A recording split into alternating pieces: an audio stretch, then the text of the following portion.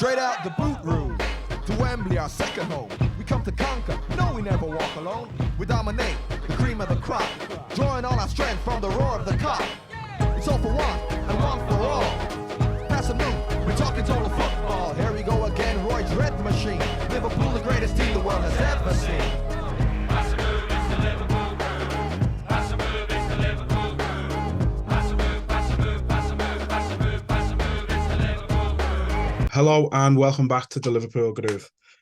I'm going to say it now. If you're expecting the same optimism and fucking delight that we've been over the last few episodes, yeah, it's not happening today. I'm gonna give it to you straight. It's been probably the most chaotic 5 days that I can remember when that involves Liverpool Football Club. It's been fucking mad, and I've never gone through so much emotion. Like this time last week, I didn't want Moises Caicedo anyway.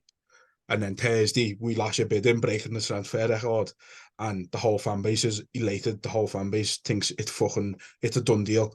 And then Chelsea just go, haha, nah. And yeah, then we get brought back down to earth. Obviously, we're going to talk about the match as well, but thought we'd just sort of cover the madness of the last 5 days first. So, I'm smiling because I can't even believe it, lads. It's mad. It's literally mad. Like, that feeling Thursday, waking up Friday morning, I went to a job and I couldn't work. I was just on my phone scrolling as he signed, as he gone for his medical, and then the twist that he was never coming. And it was just gut-wrenching because I've said for ages, like, I think Liverpool had someone lined up. I don't think it was him. I don't think he was in the pipeline. I think they've hinted that he'd be interested, and we've gone at it with everything we had, which is fair play to us. But from a Liverpool point of view, who the fuck puts £110 million bid in for a player that shows no interest in you whatsoever? I can't believe it. Like, and then it's just mad to go from up here to down there. It's funny. No, it's funny. I understand that everyone in the league's laughing at us, and rightly so. We'd be giving it the beans. The dickheads who were like messaging Chelsea fans and that, I thought they were stupid because it was never a done deal. We had to wait for it to get over the line until he was at the AXA. Then I was never really believing it, but it came out. Every big journalist was telling us it was possible, and then it was happening, and then it was agreed, and then he just fucking done a bouncer and spewed us. But from our point of view, it is absolutely embarrassing. I've said all along, back the owners, back Klopp, back the team. Let's see what we have got in the pipeline, what the special signing, why there's a big buzz around the club, and that buzz has literally left the building. No one's excited anymore. We are seeing us struggle. We're seeing the team struggle. We're seeing the manager struggle to bring players in. It's fucking really, really concerning. And I've just got to laugh about it because there's absolutely fucking nothing we can do. No. I think, to be honest, Caicedo was a pipe dream regardless. Like you say, I don't think he was ever really... I don't think there was ever really any idea that we were going to get him, man. I think we just seen an opening, seen that Chelsea still hadn't secured the deal, and so we've gone, fuck it, let's just give it a go. Let's see what happens. And from what I've read, more reports seem to be saying that his representatives did say he was willing to join. So that's why we've threw the bid in. But it sounds like we've just been used to then spare Chelsea on to go and throw their bid in and seal the deal. Because I think as soon, like I said it the other day, as soon as Chelsea came in, it was a done deal, essentially. He only wanted Chelsea. We've been told otherwise by his representatives to force Chelsea to go, yeah, then. But it's just one of them, innit? But I think... The annoying thing for me, lad, is that Brighton set a deadline and we won the bidding war till midnight. So when we woke up Friday morning, we were getting Caicedo. And then all of a sudden, they're allowed to bid again. Yeah, it's frustrating in that sense. And it's one of them. Brighton are setting the deadline, but like how realistically are they going to stick to it? If Chelsea are saying, look, we are going to come in with another £115 million bid and an add-on clause, realistically, they're going to go, all right then, yeah, they're going to wait. Yeah, of course. From a business point of view, I would expect the same. Like, there's no mates in business, the club owners don't know each other. Just frustrating when you say you told us a deadline, you think you've won it. Say people are saying if he doesn't want to wear the shirt and all that, fuck him off anyway. But I'd have just gone for the sake of it. If that deadline was like in stone and they agreed to sell us to him, well, sell him to us. Fucking hell, wish they'd sell us to him. Fucking shite. But no, if they were going to sell him to us, he'd have come anyway. He'd have come because he wants to leave Brighton. I really, really wish we'd have just played them at their own game and bid again. Just kept bidding and even if it made them go to 140, just fucking bid and bid and bid. And if we got stuck where we paid 140 mil for him, we still got him. And it was stupid because he's not worth that. He's not worth 100, but he's probably the best player in the world at the moment in that position. To me, but again, we're saying we want an experienced player. He's still only 21. He's the exact same as Lavia. He's just stood out a lot more to me. I wasn't interested in Lavia. Still not. I'm not fussed that he's going to Chelsea because I've not seen the lad. When I've seen him play against us, he's not stood out one bit. So that signing was not an interest to me. I don't think he came in and started. So I absolutely do. I 100% think he comes in and starts. He goes to Chelsea and he starts. 100%. Lavia? Yeah, 100%. They'll play 2 in the middle now and 3 behind the striker. They'll play 3 and it'll be Enzo, Caicedo and Lavia.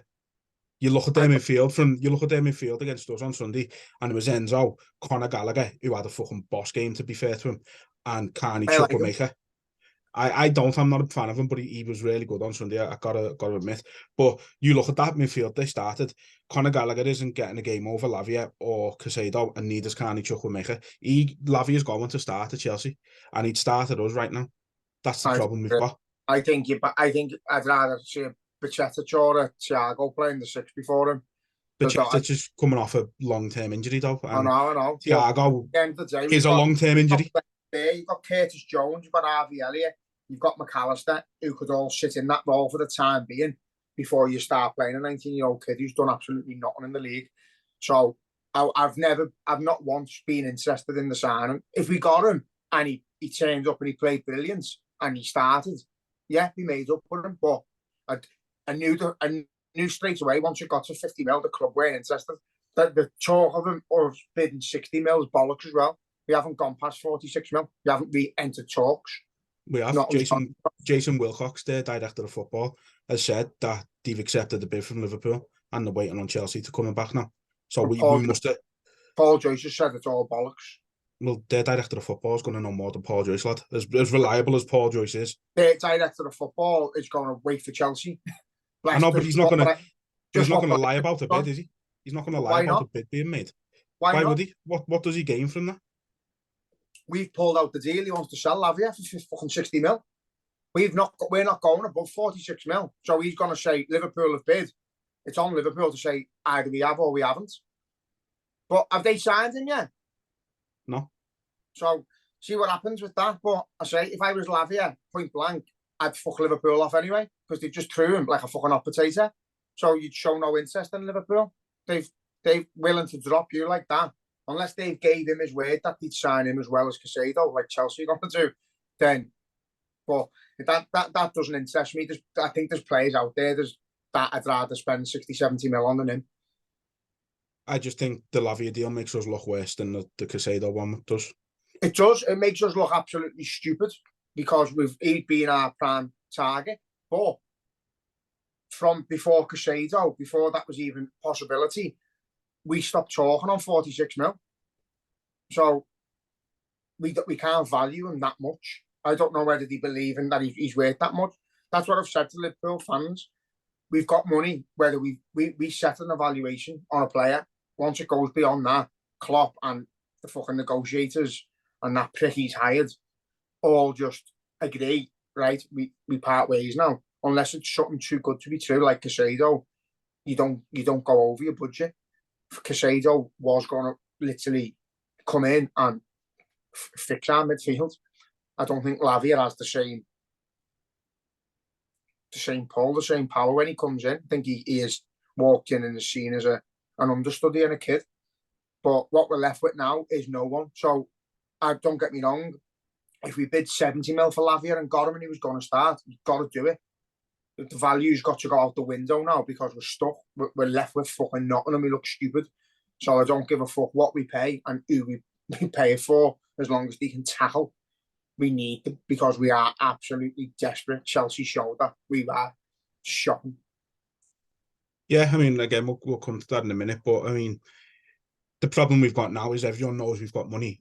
Prices immediately get an extra 20, 30 mil on top. There's talk of this fucking check the core from Palace, 80 mil for them. Yeah. It's going to be silly season, and we've only got ourselves to blame now. We should have just secured the deal for Lavia. If that's who we wanted, we should have just done it. We should have stopped. And I mean, don't get me wrong, and we were even saying the deal's got to be good for both clubs, and I get that. But we bid 3-4 times for him. Like, I'd say 2 bids to try and negotiate. Yeah, if the second one they go no, it's 50 mil still. Then after that, if you still want him, you've got to just go, all right, yeah, it's more than we want to pay, but we'll pay it. No, I agree, but not that early in the window, and that's why it's a negotiation, as we've agreed. It is a negotiation. You've got to try and save a few quid, but only if you don't. If we valued them at 60 mil and they offered us them for 50, we'd have bit their hand off and paid the 50. But we didn't value him at that. We don't think he's that important to our team to go beyond our evaluation, which is, I understand as a business. I get it. I totally get it. Do you know what I mean? Just that it's just a nightmare now that we're stuck with absolutely fucking no one. Like it's a nightmare. Here's me dog. Hello, dog. What's happening? No, it's pathetic, innit? But look, we've got what, 2 weeks, I think, just about left at the window. I can't see us doing what we need to do. I think we will bring in one, whoever that's going to be. I don't think we'll bring in any more than that, which is still leaving us short. Problem we've got, lad, is that, like, obviously people are kicking off over Lavia because he's a name linked, but as we said on the podcast a few weeks ago, 95% of the people who are crying out for Lavia have never seen him kick a ball, only against us. So what you need to do is you need to look at other players in our league now, I think, and like Paulina from Fulham, that's what he does. He wins the ball for you. He slides in, he wins the ball for you. Douglas Luiz, Villa, Decore, Palace. These are what we need to be going for. We need to be going for someone ready-made to come and play in the Prem. And if they're not quite good enough at the moment, it's just unfortunate that we need a fucking body in. We need to panic buy. We're at that point. Because we can't, there's no point playing McAllister there because he doesn't play there. And it hinders his game. It hinders Soberslide because the pair of them, we're having to work as a team to try and fucking cover the defence. And they're not trained to do that yet. It's going to take too long to get 2 lads who are attacking minded to do that job. Even the 2 of them together sitting in the fucking middle in front of Van Dijk and Canate, it won't work. You need to have that about you. That your first thought is not go forward.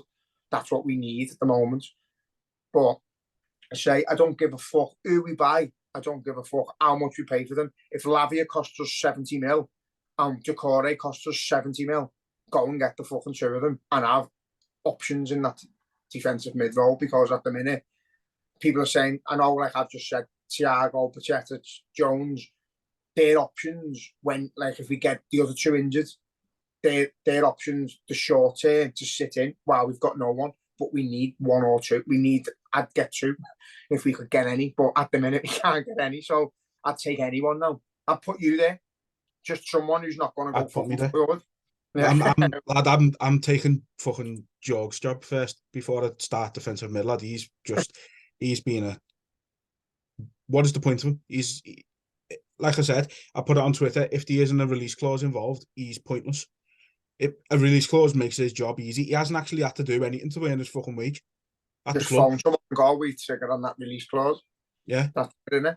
But say a lot of the blame can be, like, people are saying Klopp's being told he's got 90% power, like Guardiola's got at City. So, you know, we don't know who to blame.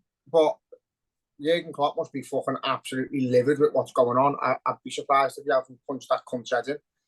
Because I would. I'd just grab him into an office and just punch his head in and just say, what the fuck are you playing at? You're literally making us a laughing stock. And it's becoming scary now because you're seeing the links of like Salah to Saudi and Alisson to Saudi, and it's terrifying because it does look like what pull have we got at the moment? No. We can't match anyone's wages. We can't match Rolexes for fucking players making a debut. We can't do anything like the richest in our league can do or Saudi Arabia can do. So the Alisson one really does worry me because all his mates have gone there. Mm. You know what I mean? Yeah. Well, I mean, I was... And he's what, 31 now? 30. 31. So, well, 30. But his best mates are there. And it, like, at the minute, if you're being totally honest, brutally honest with yourself, this window's not going to fix us. The players that we could have got to fix us aren't available anymore. So, instantly, if you're a player with possibly a better option at the moment, you're going to consider it, and it's scary because if we lose him, you can see in 6 or 7 a game. Don't care who's in goal. He saved 3 1-on-1s against Chelsea again, in pre-season. Don't think he had a clean sheet, maybe one. It's fucking embarrassing. Our defence is shot to bits. The team's shot to bits. The forward line's brilliant, and with the additions of Obersley and McAllister, it could be even better with a defensive mid that gives some security. But I just feel sorry for the defence. One pass and everyone's in. It's fucking shocking, lad. It's scary. I've seen people put this on Twitter. Do you think Jurgen Klopp has lost his pulling power? No. Might not be through fault of his own, to be fair. But do you think he has? I just think I think there's a lot more money involved in the game. So yeah, do you want to go and play for a manager who's all smiley and he's your best mate and he's like your dad, or do you want to go and triple the wages of another club over fucking 9 years? Because I don't think it's not about pulling power for Liverpool. But I've seen a comment saying like people in the 20s now, they've seen us win the lot over like 6 years, but for the remainder of their life, Chelsea and City have won everything. They've been the big clubs. Liverpool haven't been the big club. We've obviously had our moments where we've won the title, but spread across seasons. They've done stuff consistently, and it's frustrating, lad. We're a bigger club than anyone. We're the biggest club on the planet with Real Madrid, Barcelona, Munich. We're the biggest. Man United even. We're up there with the biggest clubs around. But for the fucking modern day players like Caicedo, who's 21, who supported Chelsea all his life, see Makelele play when he was 4. Fuck off, behave yourself, you little bit. But yeah, these players just go where, you know, in their head, Chelsea, European Cup, league titles, FA Cups, that's what they grew up with. And shitload of money, probably about 250 grand a week guaranteed over 8 years. Do you know what I mean? Even for worst case scenario, if he refuses to fucking train or whatever and they want him out the club, you've got to pay him. They're stuck with him. They're stuck with him for 8 years. Like that for nearly every player in their team. That won't end well for Chelsea. That will end up a massive fuck up. Yeah, it will, and that's inevitable. But I think the reason I asked you about the pulling power is because I think to an extent he has a little bit. And again, it's not his fault, it's really not. But I think you look at it, going back a few years, when we got the likes of Oxlade, Alissons, these players, they were rejecting Chelsea's, they were rejecting City's. Even Milner chose to come to us instead of staying in City. All these players turned down bigger contracts, more money to join Liverpool. So why is it that the gap is so much bigger now? Is it, you know, maybe back then City were offering Milner, say, 165 a week, we were offering them 140. The gap maybe wasn't so big, you know what I mean? I don't know what it is, but I think, again, like I said, it's not Klopp's fault. It's really not in that sense. And Klopp's not blameless in this situation. You pointed to it before, you know, there's talk that he's got 90% of the power. Every single person involved in this window, whether they've got 1% power or 90% power, has got to bear some blame. Yeah, I agree, lad.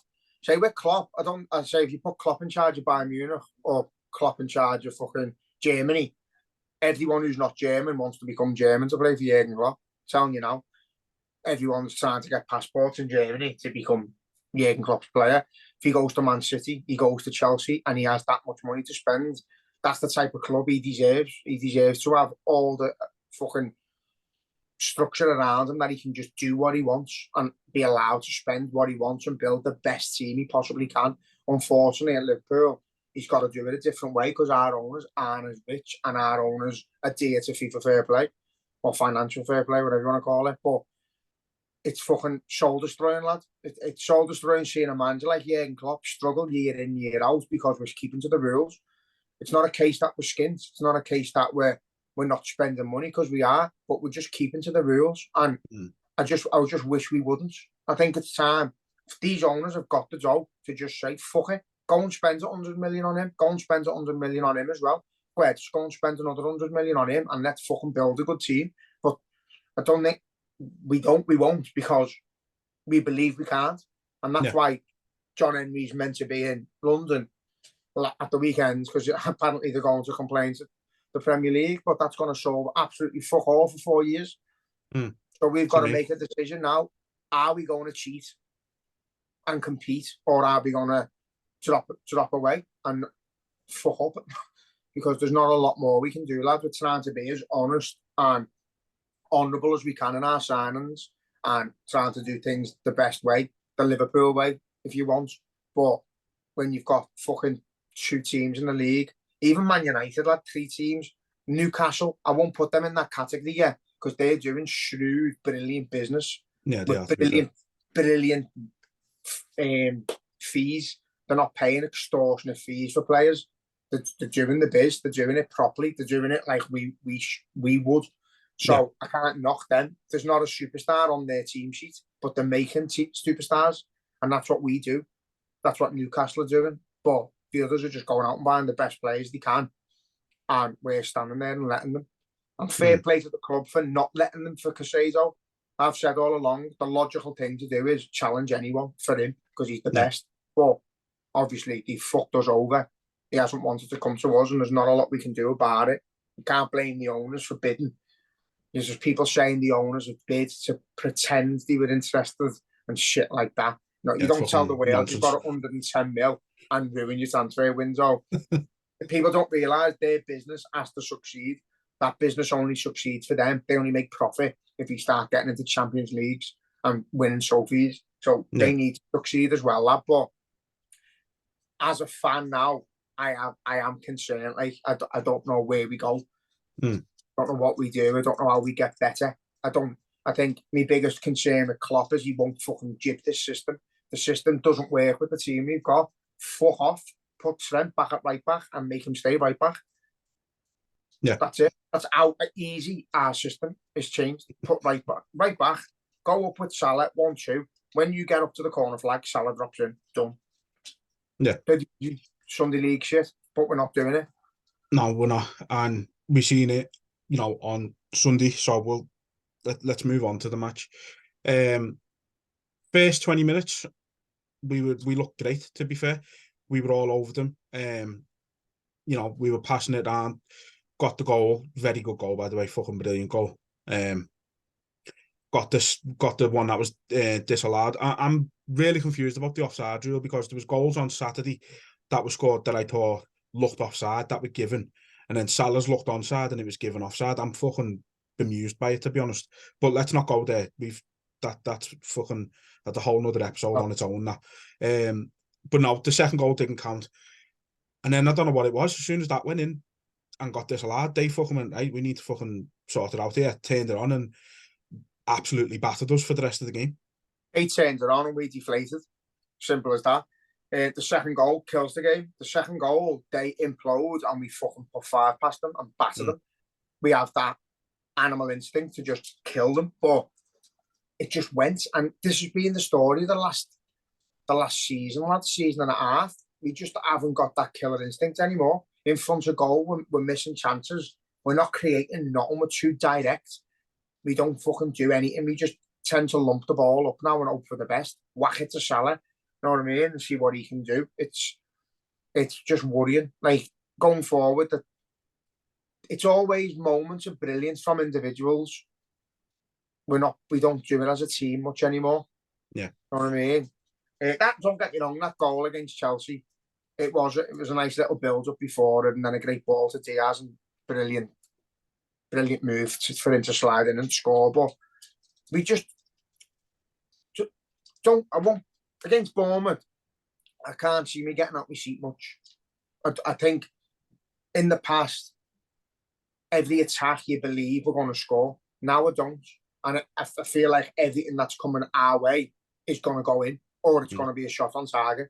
It's fucking scary, lad. It's not enjoyable. And it's I'm not wetting the bed. I've just been called like a bedwetter from me uncle because he's going on about, behave yourself. We're only one game in. We can turn it around. Of course, we can turn it around. It's one game in, and it's a point at Stamford Bridge, which is fucking absolutely fine. But it was a game that we were lucky to get a point in the end, and it was a game where we looked like possibly Sunday League at times. The defending was a calamity. Fucking everywhere. There was no positioning. There was times where Canate and Van Dijk were switching roles. Trent and Robbo were switching roles. Fucking finding Trent up the pitch and McAllister at right back and fucking Szoboszlai at left back, and it's just fucking mental. I don't understand our system anymore. And I don't enjoy the system because it doesn't work for us. It hasn't worked for a year and a half. It doesn't work. We don't press as much as we did. The team doesn't work the way it used to work. The players aren't the same players that they were. They've fucking changed players, so you can't keep playing the same system with everyone different. We've got to Klopp's got to fucking put his finger on it and say, right, we go back to a fucking 4-3-3, strength. Go up when you can, but your job is defending. Yeah. The biggest thing for me is that, normally a point at Stamford Bridge, you take that, and after the way we played for majority of that game, absolutely fucking made up with a point in the grand scheme and things. But you look at that team on paper, lad, that was a very beatable Chelsea team. That midfield, barring Enzo, shouldn't have caused us any problems. Defence, you had a new lad at right back. They had, I think I knew 3 names on their team sheet, 3 or 4 names. Seen their team. I was at a wedding, slipped off to go to the pub with the lads in my fucking suit. Some Irish bar, mad, lunatic. But we seen the team and confidence grew, and we went, there's not a chance they even create anything against us. The midfield, not creative enough. It's not. The attack never airs the kid. So let's go at them. And for 20 minutes we did. But even that, the 20 minutes, I think we hit the bar, offside goal, and we scored, and then that was it. There was nothing else. Didn't really do anything. No. I just don't, like I said, lad, said that at the start, we were so optimistic, me and you personally, going into this season. We were buzzing, and I'm just completely drained of it at the minute. And it does seem like an overreaction, like you say, because it's just one game. And I go back to last season, we watched the opening game in yours, 2-2 with Fulham, and you were sort of in the same vein as you are now, saying it's fucked. And last season I was like, no, we'll be fine, we'll come back, and obviously we fucking didn't. But this season I just don't know what it is. I just don't see. I think we're in for another disappointing season, to be honest with you, and it fucking pains you to say it, because Jurgen Klopp doesn't deserve this. It's just soul destroying, lad. It's hard, lad, because obviously you want to go into every game optimistic. Like, I'm going to match Saturday, and I'm actually not looking forward to it, lad, because I think even Tom Solanke will cause us problems. They just whack the ball up to him, and somehow he'll get in behind, and it's just, it's like fucking deja vu. Every game last season, every game in pre-season, the Chelsea game, you're going into games just knowing what the opposition's tactics are. Look, there's the high line. The midfielders are up there. The fullbacks are up there. Whack the ball through the middle and go and get them. And it's that fucking easy. I reckon I could set a team up to play against Liverpool, and we'd have a shot. We'd get a shot off an Alisson and probably score. It's fucking mad. There's just no, even betting things, there's not a chance anyone's going to bet on Liverpool to win 2-0 this season. No.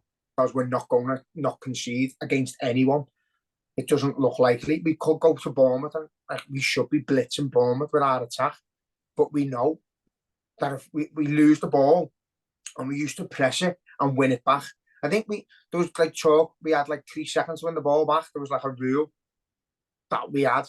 Once the ball was lost, you had to have it back in possession. That was our plan, was to have it won in 3 or 4 seconds or something. It's something that it's the gegenpressing or whatever you call it. Yeah. That's part of that. It's got to be one at a time. You've got a time limit to get the ball back, and that's why we used to just fucking hunt in packs, win the ball back, and then go. Now teams are doing it to us. They know, win the ball back at Liverpool and whack the ball up.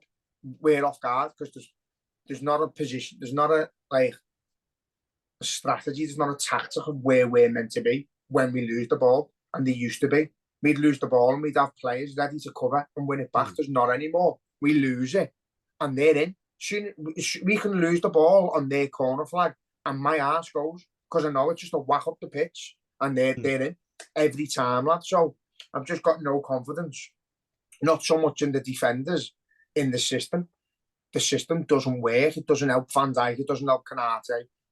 Trent not being allocated the role to get back and defend doesn't help anyone. And I say, Alisson's going to be our fucking busiest player this season if he stays, all being well. And I think it's not like an overreaction, lad. It sounds like a massive overreaction. We just drew 1-1 at Chelsea at Stamford Bridge. But say the signs of pre-season, the signs of getting the rustiness out of us. We looked rusty against Chelsea. We've had 6 weeks to train, lad. Just not a good feeling at the minute. And I hope we do go out and blitz Bournemouth. But then, you know, like when we come up against a Newcastle or a City or an Arsenal or fucking even an Aston Villa with Ollie Watkins, we are going to struggle to death. It's going to be hard. I think the thing is for me, like you say, you know, we're not defending as well and we're not pressing and things like that. And when you hit it up, the reason I'm always scared that they're going to score is because we're not aggressive in our defence anymore. We let them continue to come at us and come at us and come at us. And like I said it the other day, we're like, it is what everyone seems to be doing what Van Dijk used to do and defending with aura. Like, instead of actually fucking throwing a foot in to try and win the ball. No, I agree. We don't seem to defend. To be fair, Kanate's like a fucking bull in a china shop, though. He just runs anywhere where the ball is. He's like a school kid. And that needs to come out of him. But there was times against Chelsea where if he hadn't done it, we'd have been fucked. Yeah. So you've got to give him credit as well. It's just a hard one because it does. I feel like speaking the words I'm speaking, I feel like I'm overreacting. But I know in my heart, straight away, I said to me dad the other day, there's just no chance of top four with this team. There's just no chance. There's not enough cover for the defence. There's not enough chance of us outscoring better teams. And I'll be honest, I think there's too many better teams for us. I think everyone who finished above us last year finished above us this year, and Chelsea. At the moment, on this knee-jerk reaction that I'm having, and this breakdown that I'm having, of being sick to death of watching us get passed through like fucking nothing. But it's horrible at the minute because I've tried my best to back the owners. I've said we'll have the summer of our life. It's gone to shit. So they've got a massive 2 weeks to fix this problem. As I say, I don't give a fuck how much they spend, who they spend it on. As long as they can defend, I don't care. You don't need... Mascherano couldn't do fuck all with the ball, but he'd fucking hit you and he'd win the ball. And he'd pass the ball to Alonso, who'd then spray a pass. That's what we've got at the minute. We've got Szoboszlai, who's fucking left, right and centre like Gerrard. Not as good, but you get what I'm saying. McAllister, who can pick the ball up anywhere on the pitch and find the pass. Like Alonso, we're missing Mascherano. We're missing that bite in the middle. We're missing a bully. We're missing someone who looks aggressive and isn't asked about getting a booking.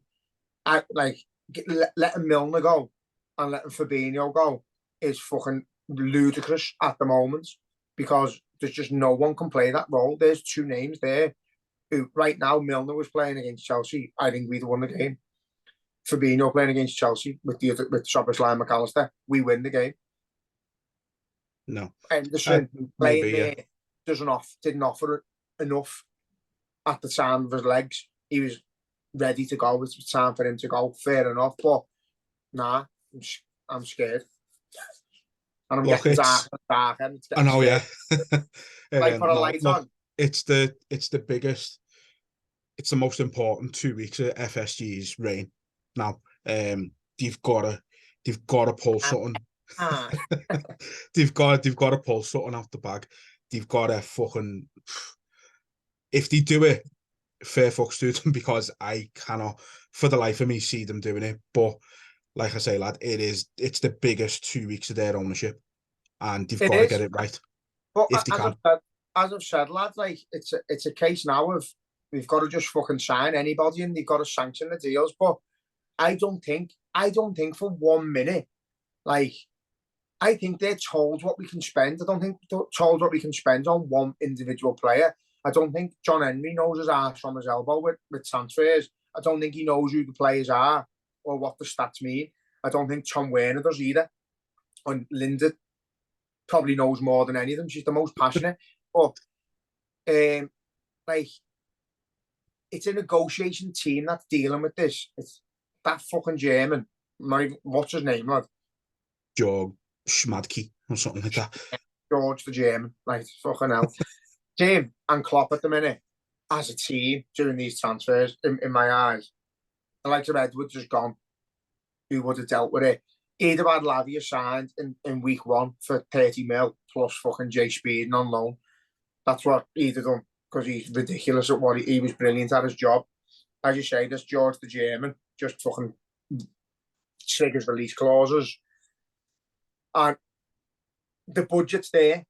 And it's like he's trying to save a few quid, I think.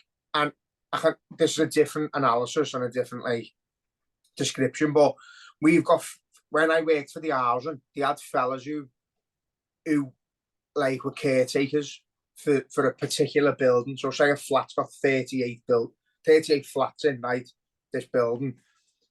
He's got a budget of say 1.2 million to maintain that. Now, he's allowed to spend that 1.2 million, but all year he's trying to cut shit. He's trying to turn lights off, trying to do this, trying to do that, trying to get cheaper gardeners in to save the company money. And at the end of it, when his budget's spent and he's only spent 900 grand instead of 1.2 mil, what happens? Absolutely fuck all. He gets nothing and the company have saved 300 grand. And that's what we're at the minute. We're getting fuck all and the company's saving money, but I don't think it's based on the owners. Don't think they've got anything to do with who we sign and what we do. I think whoever's dealing with the deals is trying to save money from one deal, possibly to put on another deal. But at the minute, that's just got to go out the window. If a phone call has to be had to say, listen, he's now 60 mil and he's now 70 mil, and we could do it a centre half as well. Sorry, I've fucked up, but we need it. We're desperate, or we can't compete. It needs to be had. Conversation has to be had, and hopefully Klopp and Fenway Sports are having them conversations now because we are fucked up and we will need more money. Yeah, I mean, you mentioned John Henry being in London. Obviously, was at the game. Doesn't come over for games like that. Let's be honest. He doesn't go to. I can't remember the last away game he went to. He only really comes over for the last game of the season at Anfield and finals. So for him to be coming over for the first game of the season, I don't think that's all he was over here for. Whether he was having a meeting with the Premier League, I don't know. What good's it going to do? Absolutely fucking none. So it's pointless anyway. He's got to be having, like you said, he's got to be having a conversation with Jürgen and like just say, yeah, there's fucking 20 mil, go and play with it somewhere else to George the German. Just get him out the room and don't let him be involved at all. There's 20 mil, go and play somewhere else, yeah. Just tell him we need a fucking, I don't know, a new fucking bus or something and let him go and buy that and he'll come back with a fucking airplane somehow. That he's triggered the release clause for. He's useless, lad. I don't see it was weird that we were giving him a temporary contract, a 3-month contract. Like, if he's so good at the job, just hire him permanently. Like, that was weird to me. Plugging away with temporaries, like we've had, and you know what, someone brought to me attention the other day, like, I've backed Fenway Sports with financial stuff and I think they have spent money, but I don't know who deals with the transfers, but the last few windows we've ended up with Kabak on loan when we were absolutely dire straits for a centre half, Kabak on loan, dire straits for a midfielder, Arthur on loan, and who's it going to be this season? We're going to end up with fucking Calvert-Lewin in his dress, fucking playing centre half. Can't be asked. I mean, that might be too bad. Bring Calvert-Lewin in to play the 6. bring his dressing to replace Jog. You do a better What job. about his handbag? Throw his handbag in goal. Lad, I swear, it's just we're either going to end up paying too much, but for someone who's fucking brilliant, and it's just going to be the one, or we're going to go and get sort of more budget options and end up with two. I think they're the only ways it goes, and I think either one kind of does work and doesn't. But yeah, bring out fucking Aquilani out of retirement. I'll be honest though, like in that position, you've just got to be good at one thing, winning the ball. And there's loads of players who can do that. Caicedo just had a bit more about his game, and this is going to sound two-faced and fickle as fuck, but Caicedo and Lavia are players who've got a bit more about them than your average defensive mid. If they win the ball, they don't just look to pass it to the McAllister or Szoboszlai. They look to do something themselves, which I don't like myself. I don't think we don't need that at the minute. You know what I mean? It'd been lovely to have, but we don't need that. We need someone to win the ball and pass to McAllister or Szoboszlai. That's what we need. That's it. Win the ball, pass it back. Fucking, where's Joe Allen? Where is he? Go and get him. Someone who wins the ball and just passes it sideways and simple and keeps possession and presses and works hard. That's what we need. We don't need someone who can slide in, win the ball, do 10 keep-ups, do a backflip, and then fucking score. That'd be nice, like, but we've got McAllister and Szoboszlai for all the flair and all the engine room. We've got it all covered. We just need someone to win that ball back and press like fuck. That's what we're desperate for. And there's got to be someone out there. We've got to have a scouting system who's got a fucking clue about football, who knows there's someone out there. And as I say, like I said, that Paulina from Fulham, lad, ideal, absolutely ideal. And he's got a shot on him as well. So if he is sat there at the edge of the box off a corner, bang, there's a shot. But that's sound. But if they hit us with 70 mil for a 28-year-old, you've just got to go, right? You just let Milner go with age 34 for 70 mil. If he comes in and we compete for titles because he's doing that role dead well, 70 mil's fucking buttons. Go and do it. Offer them an 8-year contract. Correct. While the loophole's there, go and play Chelsea at their own game and go and get someone fucking who can do the role. But I just honestly, I'm not confident we're going to do that. I don't think we will. If we're penny pinching with the likes of Lavia and that, when he's our prime target, are we going to just panic by it? I don't think Klopp ever has. And I think there's something about Klopp that tells me he'd rather just give a kid a go. And we've discussed it before. It's great seeing the kids do well, but there's not one in the team now that stands out in that position. People are saying Pacetic, but Pacetic for me is just like Thiago's son. Exactly the same as Thiago. And a lovely delight on the eye, the luxury, the lovely passion, the elegance when he plays football. He looks brilliant. He's not going to run 30 yards and make a slide tackle, win you the ball, and then accept passing it. Do you know what I mean? Yeah. I just don't see that in his game or Thiago's game. I think Jones has got potential to do it. I think with him being a scouser as well, that determination to win the ball back. But, you know, we've seen it. He weren't great the other day against Chelsea when he came on. Harvey Elliott was. So, come on, made a difference instantly, but then never seen the ball again. Yeah. But I thought Harvey Elliott, fair play to him, he changed the game in our favour for 10 minutes. We looked dangerous. We looked like we had a bit of belief again. But again, he's not a defensive mid. He's just he's a body in the middle to help us create something. But yeah, fucking hell, if you're listening, just buy a centre defensive mid, please. Look, like I said, it's their biggest 2 weeks in their ownership. They don't get this right. The ones who haven't been on the back now, like us, like a lot of fans who go to the game every week, who haven't been on the back, they're going to be on the back. And we could, if they don't get this right in the next 2 weeks, if they don't do something, there's going to be protests. They'll be out. They're going to be gone soon.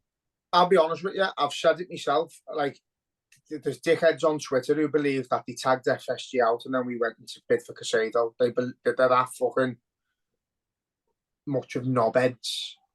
They're that vain that they think they have that pulling power over our owners. It's fucking ludicrous. They must need help somewhere. So if you are listening and you are one of them, seek help, phone your GP and say you believe that Twitter can make owners of a football club make a decision.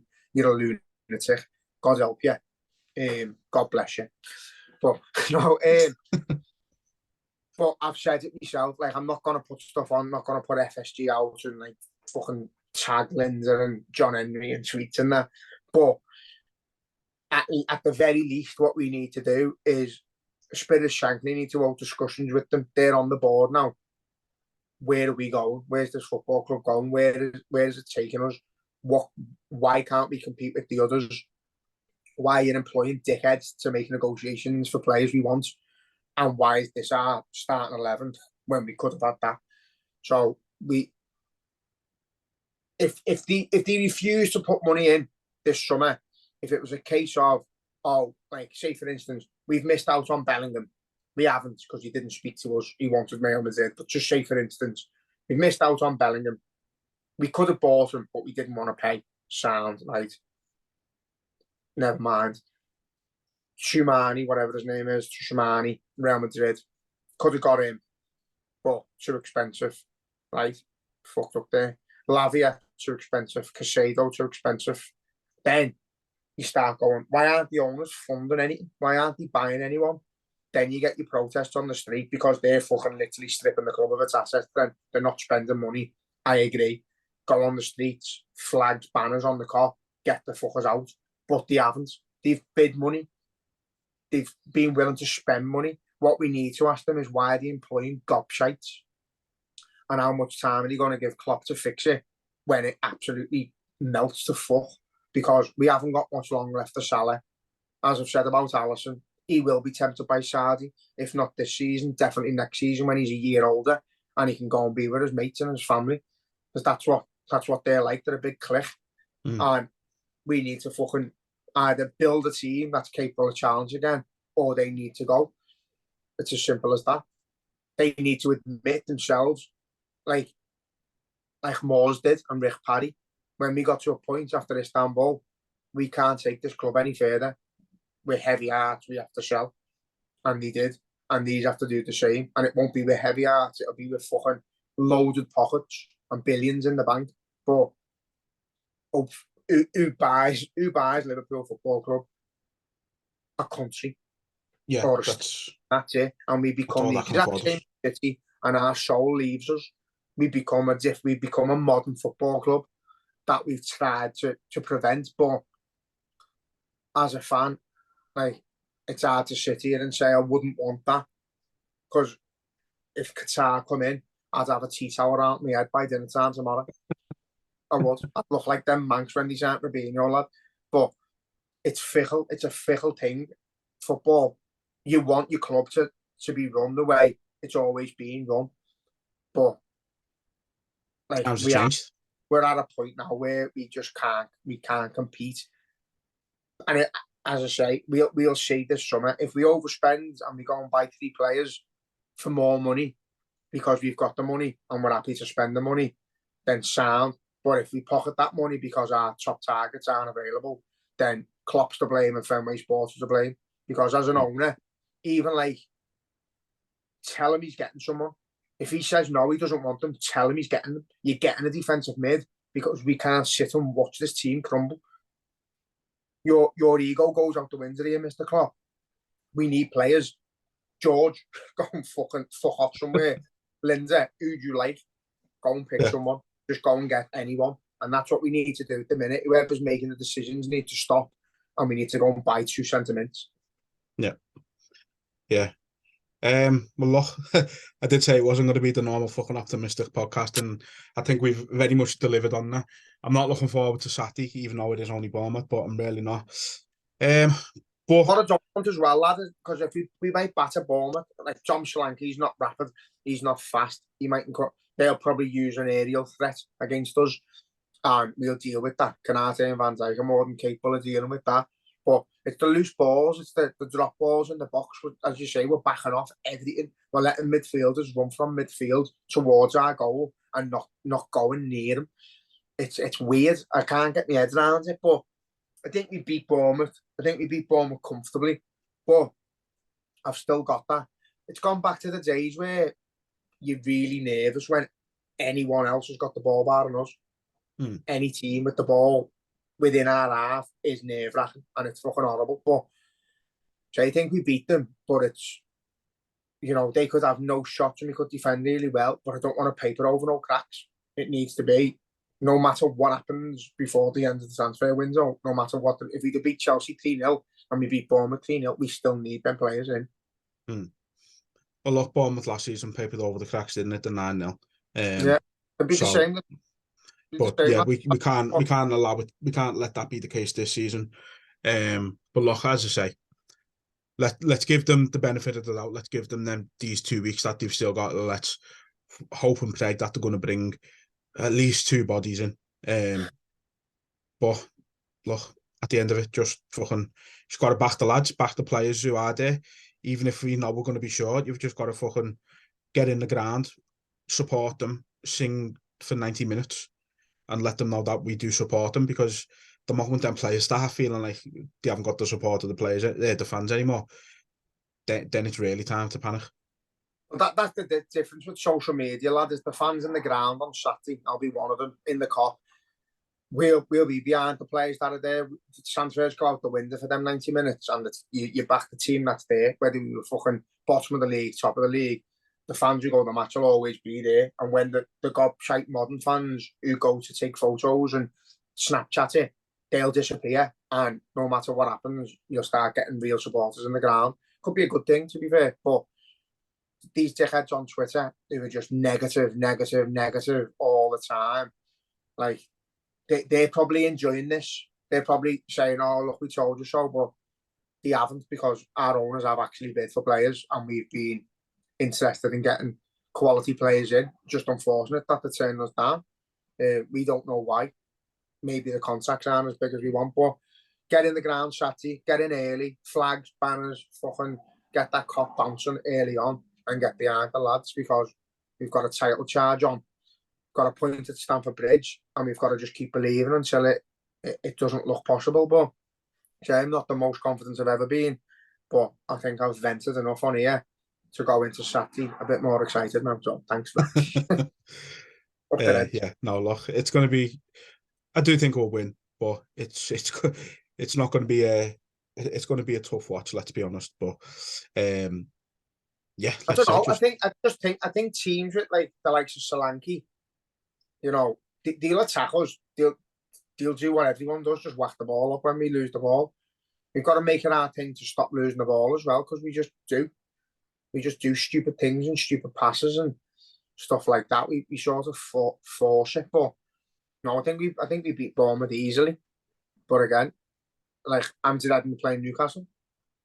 Absolutely dreading Newcastle. They're my dark horse to challenge City then. Yeah, they've got a belief in them. They've got a belief. There's no superstars. There's no one thinks they're better than anyone else. There's no they've got a boss feel, and they've got a brilliant fan base, brilliant support, good manager, and a team that's getting stronger and stronger in the right way as well. So they're me fucking, at the minute, they're my team I'm most worried about after City. Yeah. Look, we'll wrap it up there. Like we say, get the game early if you're going, get in the ground, sing your heart out, back the lads for 90 minutes, and then get to Hemingway's on Tyburn Street. Oh yeah, forgot about that. Yeah, so I'll have a stall there, Scouse Republic stall, selling Liverpool gear, but it's absolutely not about that one bit. That'll be there as an option for you. There's a fella called Barry Sutton from Liverpool, from the Lars. If you're from Liverpool, you know who they are. If you don't, you need to go to prison. Yeah, he's performing. I think, is it about 7, 8 o'clock? Something like that, yeah. After the match anyway, so get down to Hemingway Bars on Tyburn Street. You're in for a belt tonight. Boss ale, Peretti on draft, boss music, boss atmosphere, boss vibe, boss singer, and some decent clubber. That's it. So there you go. Hemingway's after the game that you go to. But until next time, up the Reds. Up the Reds.